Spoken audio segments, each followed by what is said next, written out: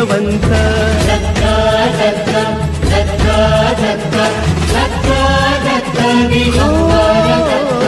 अवधूत चिंतन गुरुदेव दत्त गुरु आमचा तू आम्ही भाग्यवंत नसे जन्म मृत्यू नुरे काही खंत न प्रारंभ मध्य नसे काही अंत